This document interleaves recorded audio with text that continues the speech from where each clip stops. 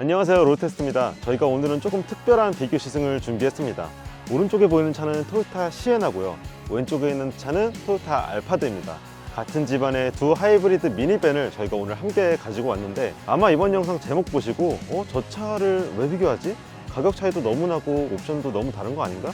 이렇게 생각하셨을 겁니다. 네, 저희도 그 부분은 인지를 하고 있는데요. 이 두 차를 라이벌로 놓고 비교한다기보다는 이 두 차의 가격, 대략 3천만 원 차이가 나는데, 그 3천만 원이라는 가격의 차이만큼 이 알파드의 옵션 구성은 얼마나 풍성하게 들어가 있는지, 또 이 두 차의 특징이 어떻게 다른지, 어떤 분들에게 추천해 드릴 수 있는지 한번 살펴보려고 합니다. 그래서 이번 영상에서는 차체 크기부터 실내 옵션, 그리고 2열과 3열 승차감까지 구석구석 알아보려고 합니다. 자, 그럼 일단 이 두 차의 차체 크기부터 비교를 해보겠습니다. 여기 있는 시에나는 아마 여러분께 익숙할 거예요. 국산차는 카니발이 있고, 또 혼다에는 오디사이가 있고, 시에나가 그 두 차와 같은 세그먼트, 같은 크기로 분류가 됩니다. 시에나의 차체 길이는 5175, 너비는 1995, 높이는 1775mm고요 휠 베이스는 3060mm입니다 반면에 여기 있는 알파드는 비례가 아직은 좀 어색하실 것 같아요. 국내에 출시한 지 아직 1년이 안 됐고, 또 우리나라에는 없던 형태의 미니밴이기 때문인데요. 길이는 5005, 너비가 1850, 높이가 1950, 휠 베이스가 딱 3000mm입니다. 수치를 보면 알 수 있듯이 여기 있는 시에나는 옆으로 넓고 높이는 살짝 낮고요,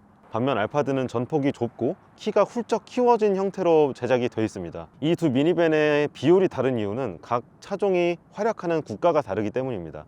일단 시에나의 주요 시장은 북미죠. 넓은 땅덩어리에서 멀리 이동할 수 있는 미니밴들이 정말 많고 계속해서 인기를 끌고 있는 시장입니다.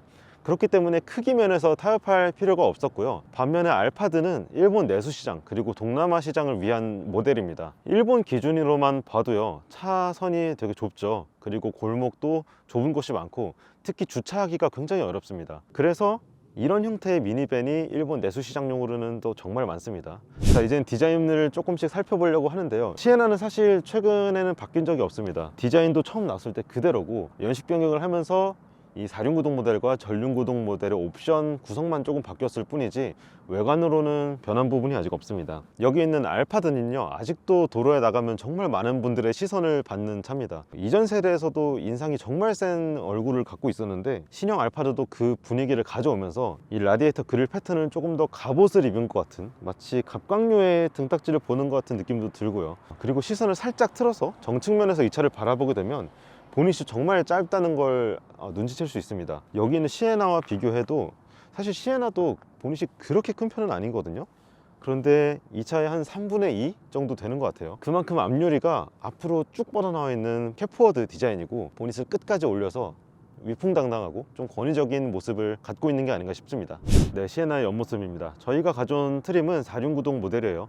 전륜구동 모델과 눈에 띄는 차이는 저 휠 디자인입니다. 일단 디자인도 다른데 인치수가 달라요. 4륜구동 같은 경우는 지금처럼 17인치 휠이 들어가고요, 전륜구동은 20인치 휠이 들어가게 됩니다. 그 외에는 두 차의 외관적 차이는 없다고 보시면 될 것 같습니다. 자, 그러면 뒷문을 한번 열어보겠습니다. 시에나 같은 경우는 여기에 버튼이 딱 하나가 있어요. 그래서 버튼을 눌렀을 때 이렇게 문이 자동으로 열리게 되는데, 중간에 버튼을 누르면 이렇게 멈추죠. 그 다음에 한 번 더 누르면 다시 열리게 됩니다. 그러니까 문을 닫는 도중에 잠깐 멈추고 여기 남아있는 물건을 꺼낸 다음에 나머지 문을 닫으려고 하는 이런 상황을 가정했을 때 다시 문을 여는 동작이 한 번은 반복된다는 뜻입니다. 대신에 시에나에는 조금 편리한 기능이 하나 숨어 있습니다. 차키를 가지고 있는 채로 이렇게 앞문과 뒷문 사이쯤에 발을 이렇게 넣으면 이렇게 문이 직접 열리는 기능이 있습니다. 이런 거는 보통 SUV 같은 차들 트렁크에 들어가기도 하는데, 그게 뒷문에도 기본 사용으로 들어 있습니다. 이런 면에서 또 알파드랑 성격 차이가 드러난 것 같아요. 네, 이번엔 알파드입니다. 알파드는 국내에선 이그제큐티브 라운지 단일 트림으로 들어옵니다. 풀옵션 사양이에요. 휠 같은 경우에는 19인치 사이즈가 끼워져 있고, 투톤으로 된 다이아몬드 커팅 휠이라서 확실히 시에나보다는 화려하네요. 이 휠의 중심에서부터 바로 시작되는 A필러, 이게 또 인상적이죠. A필러가 두 갈래로 뻗습니다. 이건 어떤 차에서도 보기 힘든 사이즈의 삼각창인데, 실제로 좁은 곳에서 주차를 하거나 골목에서 이동을 할 때도 이 부분이 정말 도움이 많이 됩니다. 그리고 뒤로 쭉 오시면 이 알파드의 옆모습은 이 독특한 벨트 라인이 또 하이라이트라고 할 수 있죠. 1열 벨트 라인은 굉장히 낮아요. 그런데 B필러에서 이런 장식을 한번 거친 다음에는 갑자기 훅 치솟습니다. 그래서 여기서 다시 아래쪽으로 부드럽게 떨어지는 아주 독특한 라인을 갖고 있어요. 그래서 옆에서 보면 차가 멈춰 있을 때도 앞으로 이렇게 쏠려 나가는 듯한, 앞으로 돌진하는 듯한 그런 이미지를 주고 있습니다. 이건 토요타에서도 디자이너들이 직접 황소가 돌진하는 듯한 이미지를 만들기 위해서 구현한 비율이라고 합니다. 그리고 여기에 새겨지는 요 알파도 전용 로고, 이런 것도 조금 특별함을 더하는 요소가 되겠죠. 그리고 도어 캐치 위에는 버튼이 2개가 있습니다. 화살표로 직관적으로 표시가 되어 있는데, 제가 한 이쯤에서 버튼을 눌러서 멈춰도 다시 앞쪽에 있는 화살표를 누르면 바로 문을 닫을 수가 있는 이런 편리한 기능이 숨어 있습니다. 이렇게 차값이 차이가 나는 만큼 알파드에서는 같은 기능이라도 조금 더 섬세하게 기능을 나눠 놓은 그런 특징을 볼 수가 있습니다. 이번엔 두 차의 트렁크를 한번 비교해 보도록 하겠습니다. 일단 시에나부터 볼까요? 시에나 트렁크의 내부 공간은 이렇게 생겼습니다. 제일 큰 특징은 아래쪽으로 이렇게 잔뜩 파여 있는 공간이라는 건데요. 그래서 덕분에 3열 시트를 올렸을 때도 기본적인 SUV 수준의 트렁크 공간을 확보할 수가 있습니다. 시트를 아래로 넣을 때는 이 뒤에 있는 숫자를 보시면 됩니다. 지금 여기에는 1번과 2번 숫자가 쓰여 있는데, 1번부터 하는 거는 시트를 꺼낼 때고요, 접을 때는 역순으로 하면 됩니다. 이 줄을 당겨서 시트를 살짝 밀어 주시고요, 그 다음에 여기 있는 레버를 당기면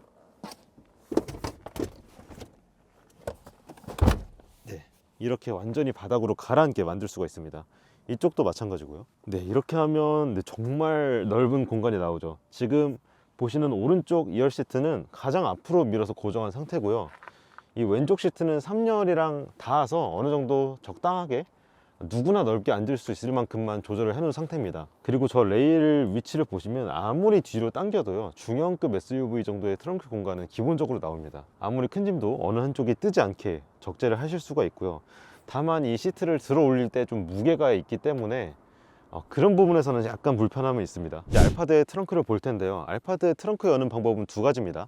첫 번째는 이 안쪽에 있는 버튼을 누르는 건데, 이 버튼을 누르면 전동식으로 열리지 않습니다. 자동으로 열기 위해서는 양쪽 리어 램프 가장자리에 버튼이 2개가 있습니다. 이것 또한 뒷문과 마찬가지로 여는 버튼, 닫는 버튼을 완전히 분리해 놨어요. 여는 버튼은 살짝 이렇게 돌기를 만들어 놔서 조금 더 손에 잘 닿게 해 놨는데, 버튼을 누르면 이렇게 전동식으로 열리게 되고요, 정말 넓은 면적이 한 번에 올라갑니다. 알파드의 트렁크는 이렇게 생겼습니다. 지금 3열 시트를 펼쳐 놓은 상태인데, 시에나와 다르게 알파드의 3열 시트는 슬라이딩이 됩니다. 이 아래쪽에 레버가 2가지가 있어요. 그 중에 1번 레버를 당기고 이렇게 밀면, 와, 정말 많이 밀려나네요. 이만큼 밀리면 사실 요 트렁크 입구부터 시트까지의 거리 자체는 시에나의 3열 시트를 펼쳐놨을 때 남는 트렁크 공간의 깊이와 비슷한 것 같아요. 물론 아래쪽으로는 공간이 많지는 않습니다. 이 커버를 열면 요 밑에는 스페어 타이어가 하나 들어있고요, 그리고 가운데 커버, 왼쪽 커버까지 완전히 분리를 해놔서 소소한 수납 공간을 최대한 만들어 놨습니다. 다음으로 시트를 접는 과정은 시에나랑은 완전히 다릅니다. 시에나는 바닥으로 들어갔다면 알파드의 시트는 위로 올라가는데요, 일단 이 레일을 주목하실 필요가 있는 게, 바닥에 있는 레일에 화살표가 있습니다. 이 2개의 화살표가 맞닿는 지점에서만 시트를 접을 수가 있는데요, 예를 들어서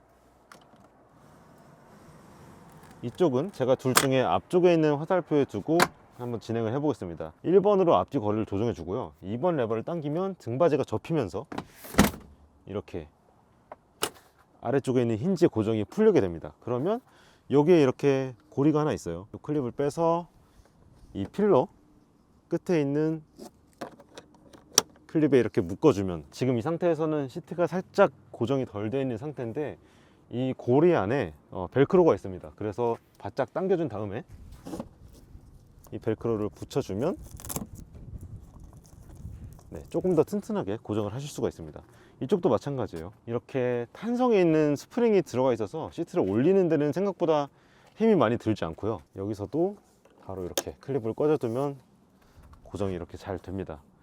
이렇게 했을 때 내부 길이는 시에나랑 비슷한 것 같아요. 이 차의 2열 시트도 조절 범위가 상당히 깁니다. 지금 1열 동승석이랑 2열 뒷자리, 오른쪽 뒷자리가 거의 맞닿아 있는 수준이고, 차이가 있다면 바닥에 레일이 남아 있다는 건데, 실제로 저희가 조명 가방을 여기다 실어 봤는데 짐 가방이 바닥에 잘 닿지 않고 접음 때문에 오히려 공중으로 뜨는 현상이 좀 있기도 했습니다. 대신에 골프백 같은 조금 부드러운 짐을 넣을 때는 전혀 문제없이 가득 실으실 수가 있습니다. 이 두 차의 생김새가 너무도 다르고 안쪽까지도 그 영향을 끼치기 때문에 이 트렁크 안쪽 수치를 저희가 실측을 해봤습니다. 일단 가로로 제일 넓은 공간을 재고요, 이 트렁크 입구에서 2열 시트까지의 가장 짧은 거리와 긴 거리, 그리고 이 부분에서 트렁크 입구의 높이까지를 한번 측정을 해봤습니다.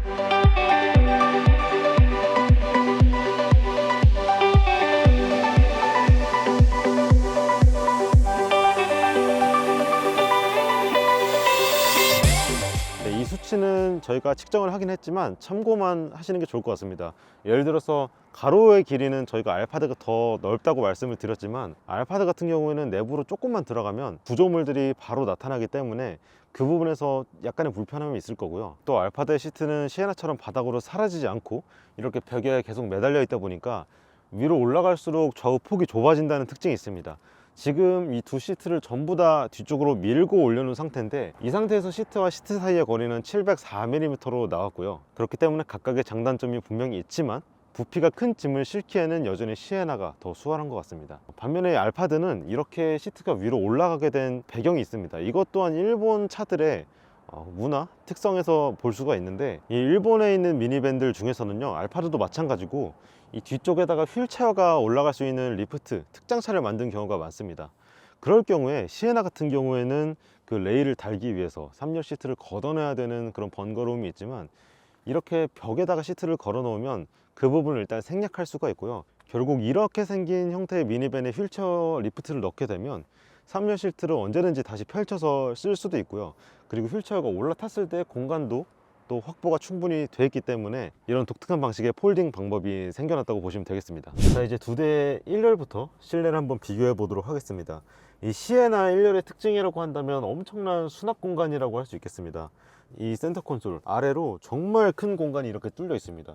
그래서 여기는 여성분들 핸드백 정도는 무리 없이 들어갈 정도로 아주 거대한 공간을 만들어 놨고요. 또 컵홀더 개수도 장난이 아닙니다. 일단 여기에 하나, 둘 기본적으로 있고요.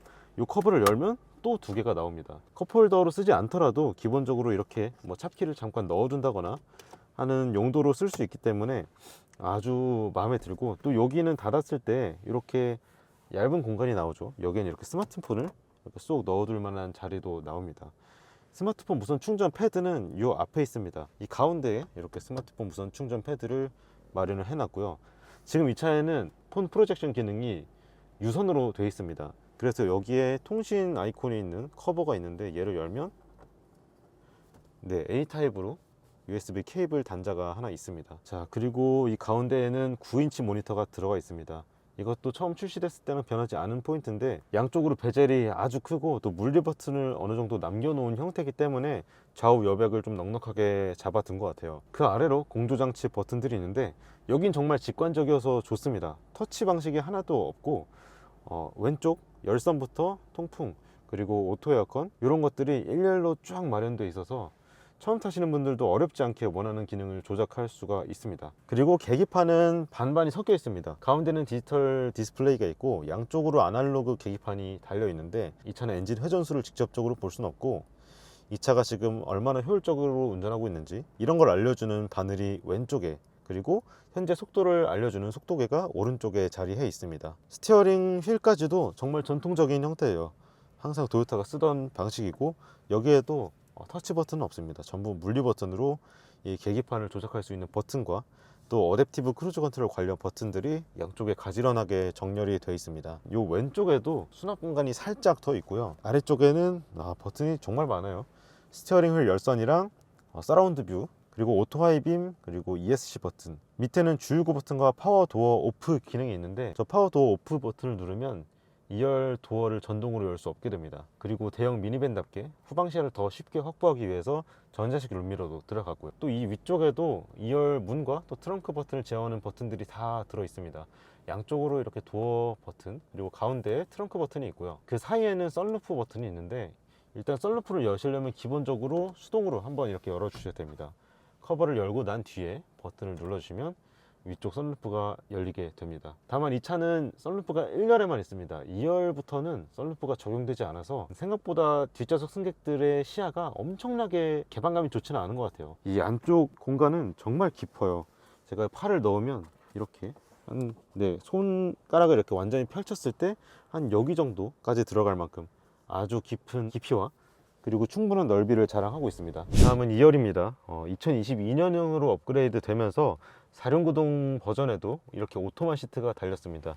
오토만 시트는 이렇게 종아리 받침대까지 포함되어 있는 조금 더 고급형 시트를 뜻하고요. 다만 이 종아리 받침대를 쓰려면 수동으로 조작을 해야 됩니다. 도어 방향에 있는 레버를 당기면 기본적으로 앞으로 튀어나오게 되고요. 이 상태로 손으로 밀어줘야 위아래 길이 조절이 가능합니다. 또 등받이 각도, 네, 제일 눕혀보면 이 정도 나오거든요. 네, 생각보다 크지 않죠. 저희가 예전에 장거리 시승 갈 때도 조금 더 누웠으면 좋겠다고 말씀을 드렸는데, 뭐 국산 차에서 볼 수 있는 뭐 예를 들어 투싼 같은 SUV들보다는 더 눕긴 해요. 그런데 미니밴 같은 경우는 뒷공간이 훨씬 더 넓기 때문에 더 눕길 바라는 면도 있는 거거든요. 팔걸이는 시트 양쪽에서 이렇게 내려오는 타입이고요. 각도가 따로 조절되진 않습니다. 얘는 딱 여기까지 내려오고, 이게 등받이 각도와 같이 움직입니다. 차에 탑승하실 때는 이쪽에 있는 아주 긴 손잡이, 위에서 아래로 정말 길게 준비가 되어 있는데, 이건 어린 아이들부터 키가 큰 성인들까지 어떤 체격의 사람이더라도 잡고 탈 수 있도록 이렇게 위아래로 길게 마련해 놓은 배려라고 할 수 있고요. 타시고 나면 이 필러 아래쪽에 있는 파워 도어 버튼으로 직접 이 자리에서 문을 닫을 수가 있습니다. 또 창문에는 이렇게 수동식 선블라인드가 설치가 되어 있습니다. 근데 요거는 정말 업데이트가 안 될까요? 처음 출시됐을 때부터 저희가 아쉽다고 해온 건데, 아래에서 위로 올라가고 또 위쪽 면적이 아래쪽 면적보다 넓은 만큼 남는 공간이 꽤 큽니다. 그래서 이 상태로 많이 누우면 이쪽으로 햇빛이 들이칠 확률이 정말 높습니다. 에어컨 송풍구는 여기 위에 위쪽에 마련되어 있고요. 바로 옆에 칠레등까지 준비가 되어 있네요. 에어컨 조절하는 버튼은 이렇게 천장에 있습니다. 여기 살짝 튀어나와 있는데, 여기서 안쪽으로 올라가는 이 굴곡에다가 자연스럽게 해놔서 이 자리에 앉았을 때 정말 자연스럽게 손이 뻗는 그런 위치에다가 버튼을 다 마련해 놨습니다. 그리고 가장 중요하다고 볼 수 있는 시트 조절 범위, 지금 시트를 가장 앞으로 당기면 이 부분에서 고정이 되고요. 여기서 가장 뒤로 밀면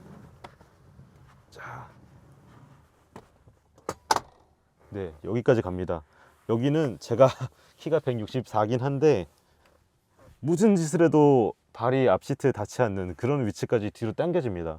레일의 가동 범위가 624mm예요. 정말 긴 편이고, 3열 시트에 탑승객이 없다면 그냥 이렇게 해두고 넉넉하게 가시면 될 것 같습니다. 2열 컵홀더는 총 6개입니다. 일단 양쪽 도어에 있고요. 앞에 있는 콘솔 하단에 2개가 들어있습니다.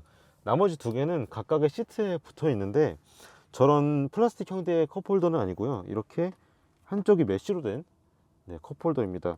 얘는 사실 텐션이 좀 있고 크기가 크지 않아서 큰 컵까지는 못 넣을 것 같은데, 뭐 500ml 이하의 얄쌍한 플라스틱 물병 같은 거는 정말 단단하게 고정이 잘 될 것 같습니다.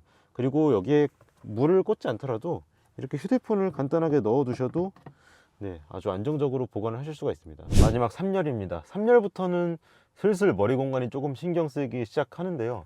지금 제 기준으로는 엉덩이를 바짝 당겨 앉았을 때 이렇게 주먹 하나가 들어가고도 살짝 남는 공간이 나옵니다. 그래서 평균 신장 되시는 분들도 머리가 완전히 닿지는 않으실 거예요. 특히 살짝 이렇게 힘을 빼고 앉으면 그래도 괜찮은 공간이 나오고 있습니다.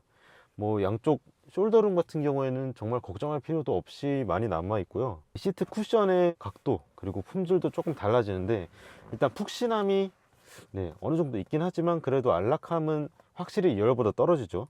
기본적으로 쿠션 길이가 짧다 보니까 키가 작은 저한테도 다리가 이만큼 뜨고요. 그래도 나름 쿠션이 뒤로 갈수록 아래쪽으로 꺼지는 구조라 아주 불안하진 않습니다. 대신에 이 시트는 바닥으로 들어가야 하기 때문에 이 쿠션의 모양에 조금 제약이 생겼습니다.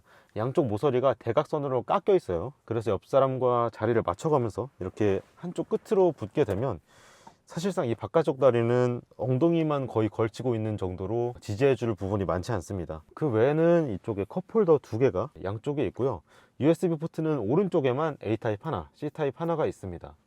송풍구는 마찬가지로 천장에 하나씩 구멍이 있고, 가운데에 실내등이 있고, 그리고 여기에 작은 쪽창이 있는데 여기에도 수동식 선 커튼이 있습니다. 이렇게 아래에서 위로 뽑아서 쓰시면 되는데, 여기도 조금 남네요. 그래도 2열에 비해서는 유리창 크기 대비 가려지는 면적이 크긴 합니다. 또 장점이 하나가 있는데, 이 3열 뒷좌석 각도의 조절 범위가 꽤 됩니다. 이 어깨 뒤에 끈이 있어요. 이건 좀 불편하네. 잡아 당기면 자 이렇게 눕는데 이 눕는 각도가 2열보다 조금 더 눕는 것 같아요. 조금 불안한 거는 이렇게 했을 때 뒷유리와 머리가 너무 가까워서 심리적으로 좀 불안하던 게 있죠. 그래도 3열 승객이 몸을 편하게 누이고 이동할 수 있다는 점에서 저는 의미가 있다고는 봅니다. 이번에는 알파드의 1열로 옮겨 탔습니다.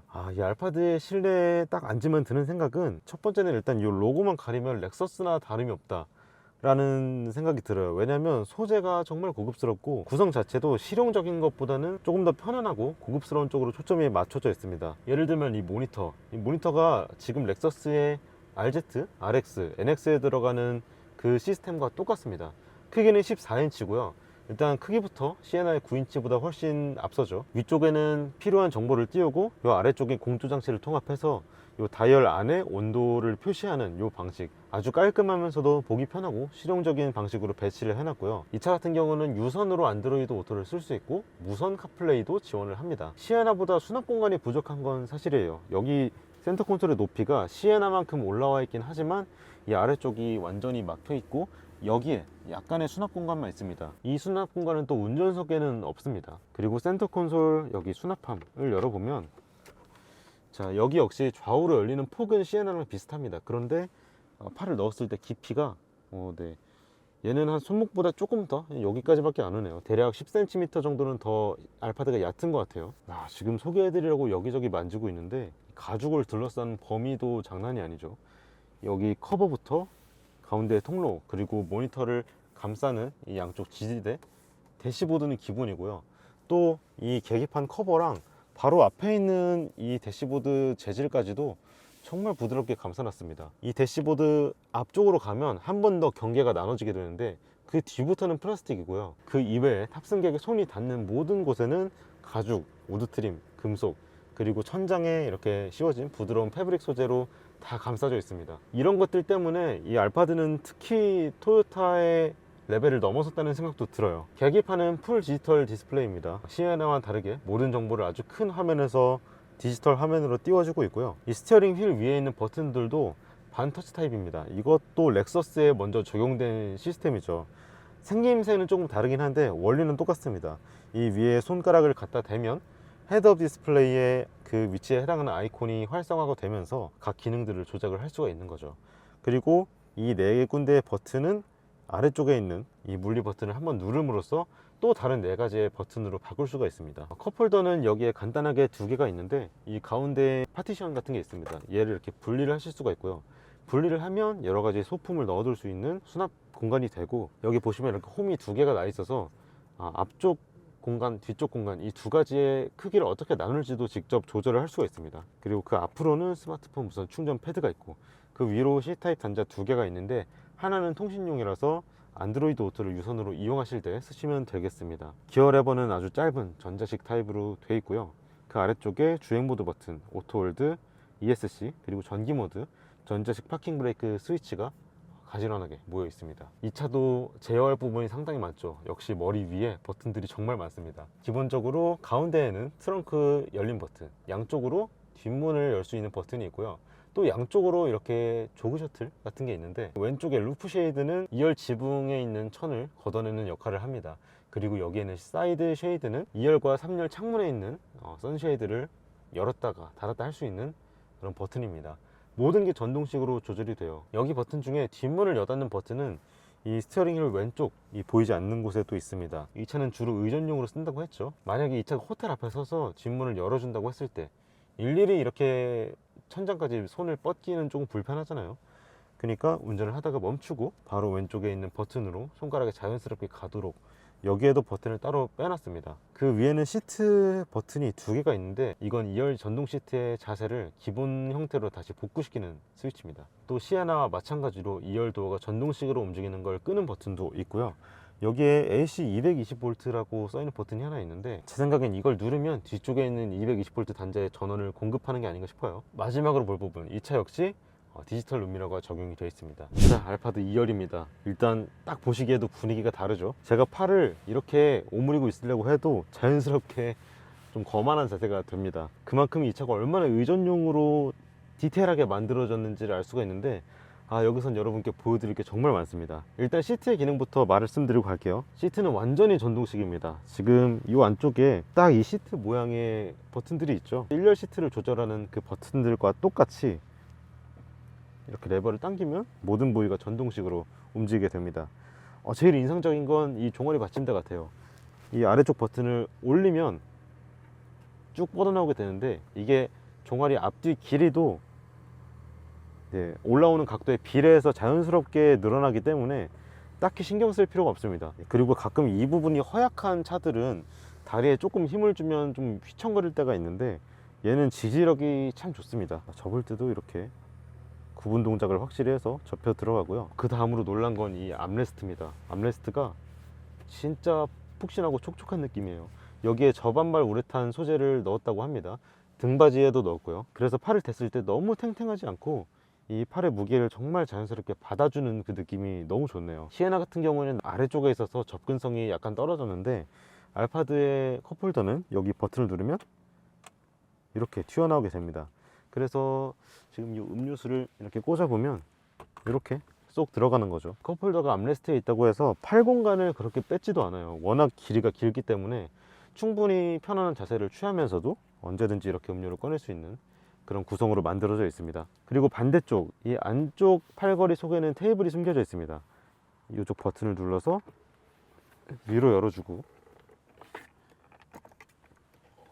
자, 이렇게 테이블을 꺼낼 수가 있는데, 지금 이 상태에서는 위아래 패널로 나눠져 있습니다. 여기서 한 번 더 열면 이렇게 마치 노트북을 여는 것 같은 각도로 여실 수가 있고요. 여기에는 간단하다고 하기에는 좀 크기가 크네요. 화장 거울이 있어서 여성분들 화장을 고치기에도 괜찮은 것 같고요. 또 이 상태로 해놓고 노트북을 딱 얹어서 뭔가 업무를 보기에도 괜찮은 것 같습니다. 또 여기에도 디테일이 있는 게, 이 상태로 차에서 내리려고 할 때 일일이 테이블을 다시 접고 내리고 하면 좀 불편하잖아요. 그래서 얘는 밀면 이렇게 쉽게 밀립니다. 그래서 사람이 빠져나갈 공간을 충분히 만들어주고, 다시 힘을 빼면 부드럽게 다시 제자리로 돌아오는 그런 기능까지 갖추고 있습니다. 이 암레스트 끝에는 이렇게 스마트폰이 2개가 들어 있습니다. 평소에는 꺼져 있어요. 여기를 두드리고 위로 밀면 2열에서 할 수 있는 모든 컨텐츠들이 여기에 들어 있습니다. 일단 좌석을 들어가면요, 방금 전에 이쪽 물리 버튼으로 조절했던 모든 구성을 여기서도 조절할 수가 있고, 심지어는 제가 여기 앉아 있지만 이쪽 시트의 움직임까지 제어를 할 수 있습니다. 편의를 누르면 양쪽에 열선과 통풍 시트 기능을 켤 수가 있고요. 마지막 릴렉세이션, 이건 안마 기능입니다. 그래서 로우, 하이 두 가지 강도로 안마 기능을 활성화할 수가 있습니다. 세부 항목에 들어가면 소스를 선택할 수 있는데, HDMI 단자로 송출하고 있는 영상의 소리를 틀을지, AM과 FM 라디오를 틀지, 그리고 스마트폰 블루투스 오디오를 재생할지를 여기서 선택을 할 수가 있습니다. 전원 버튼이 하나가 있는데, 얘를 누르면 바로 오디오가 켜지는데, 저작권 때문에 빨리 줄이고요. 지금 천장에 있는 모니터가 이렇게 내려오죠. 모니터 크기는 12.3인치고요 시에나 전륜구동 모델에 들어가 있는 11.6인치보다 더 큰 사이즈를 지원합니다. 저 모니터 같은 경우는 여기 안에서 연결한 기기로도 재생을 할 수가 있지만, 별도 요금제를 가입을 하시면 넷플릭스나 유튜브 같은 온라인 콘텐츠도 즐기실 수가 있습니다. 그리고 화면 각도를 조절하는 방법도 되게 간단해요. 이 모니터에 틸트 버튼이 있는데, 각도가 너무 누워있다 싶으면 이 오른쪽 버튼으로 이렇게, 지금 해보니까 딱 3단계의 각도로만 조절할 수가 있네요. 그리고 안 쓸 때는 이렇게 닫아주면 되는데, 닫히는 과정이 되게 자연스럽네요. 처음에 시에나의 모니터가 내려오는 걸 봤을 때는 뭔가 좀 뻑뻑하고 투박하게 내려오는 느낌이 있었는데, 알파드는 확실히 저런 것까지 더 좋은 모터를 썼는지 아주 자연스럽게 열고 닫힙니다. 알파드는 4구역의 온도를 개별적으로 조절할 수 있는 기능이 들어갔기 때문에 여기서 2열의 양쪽 온도를 각각 조절할 수가 있고요. 심지어 바람이 나오는 방향, 위에서 올지 아래에서 올지 아니면 둘 다 나올지, 그런 것까지도 아주 섬세하게 조절할 수가 있습니다. 그리고 라이트, 이 차의 앰비언트 라이트 컬러는 무려 64가지입니다. 그래서 컬러를 마음대로 바꿀 수 있는 건 기본이고요.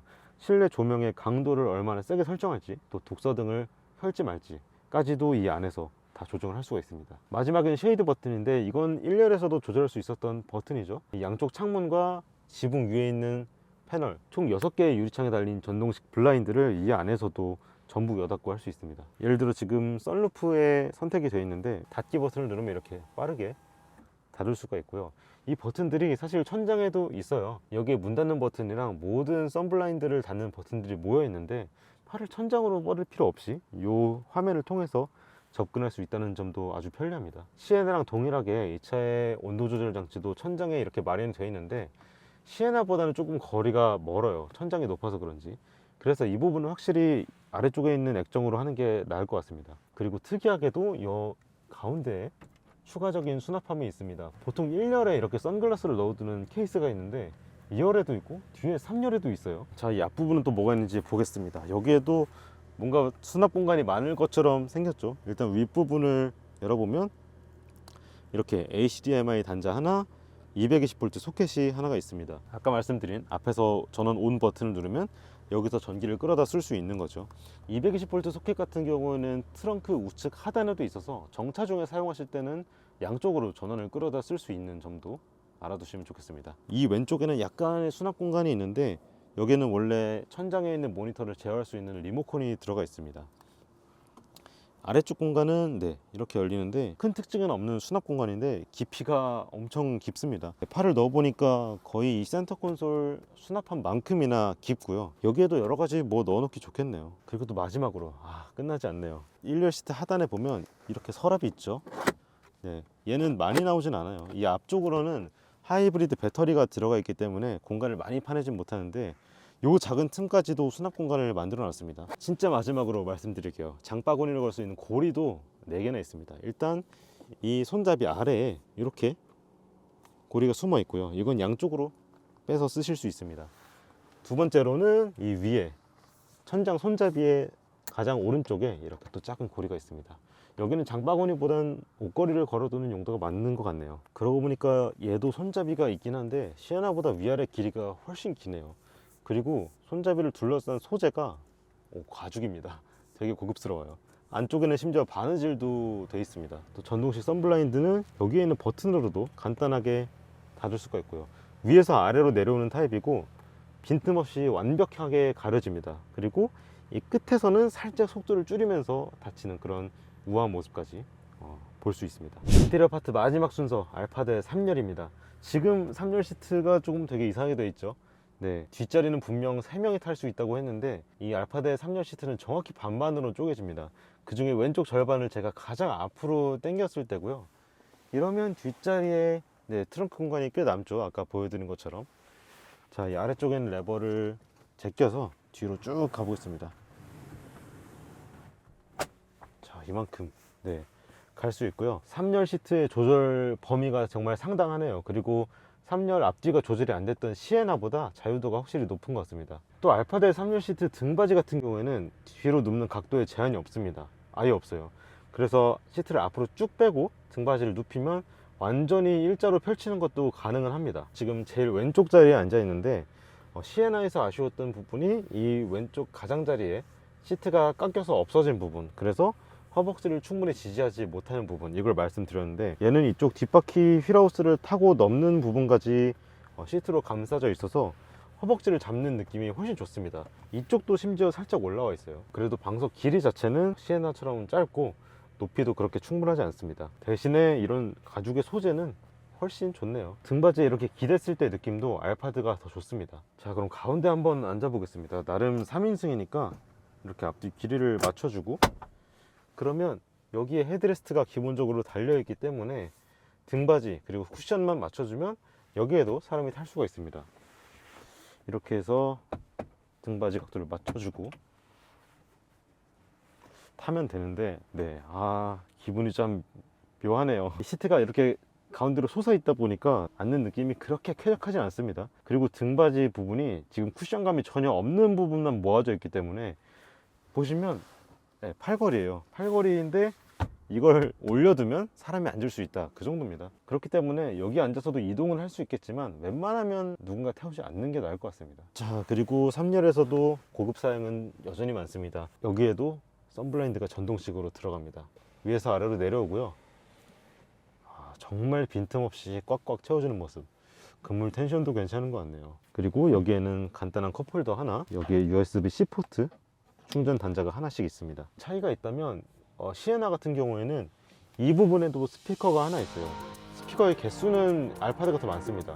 시에나가 12개, 알파드가 15개인데 시에나는 그 중에 2개의 스피커를 3열에다가 할당을 해서 여기에 달아놨기 때문에 음악 소리가 꽤나 생생하게 전달이 됩니다.